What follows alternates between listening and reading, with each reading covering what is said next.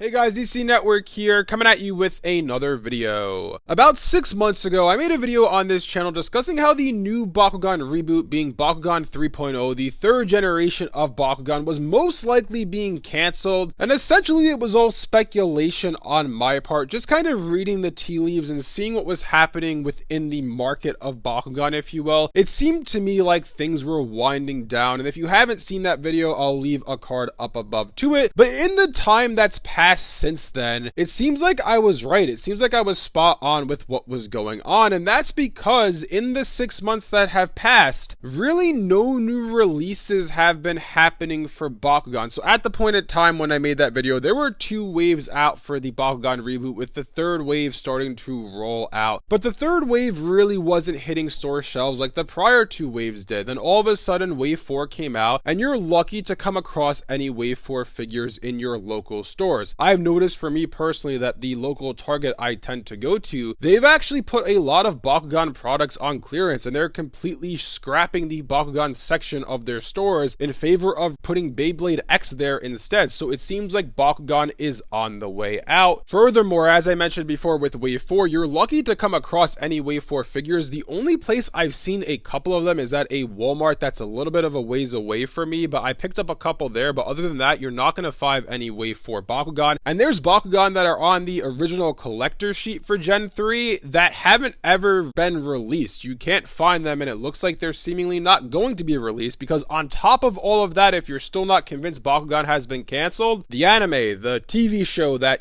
promotes these toys, hasn't aired an episode since the beginning of 2024. It aired its final episode on Netflix, with then later having reruns on Disney XD, all of which ended in March of this year. So yeah, Bakugan as we know it is over, and I wanted to discuss in this video what is going to come out of this. Where is Bakugan going to go next, if anything at all is going to happen, and also to why exactly did this reboot fail. So first and foremost, just to touch on why the reboot failed, we talked about this in my video 6 months ago, but essentially in my opinion, it failed because they did something with it that was rather weird. So if you guys don't know already, the original Bakugan, the first generation, came out all the way back in the late 2000s, and it was a rather instant hit. I would describe it as being somewhat of a fad because Battle Brawlers was a huge success, but then a lot of people fell off during New Vestroia, and by the time Gundalian Invaders came around here in the US, there were a lot less fans of Bakugan than there were for the prior 2 series, so then it ended up getting canceled during Mectanium Surge. A lot of those Bakugan never got released in America. Then we have Gen 2, which came out at the end of the 2010s, I believe around 2016, 2017 or so, and that was a huge hit. It was more popular than the original Bakugan. We had a lot more unique molds for it.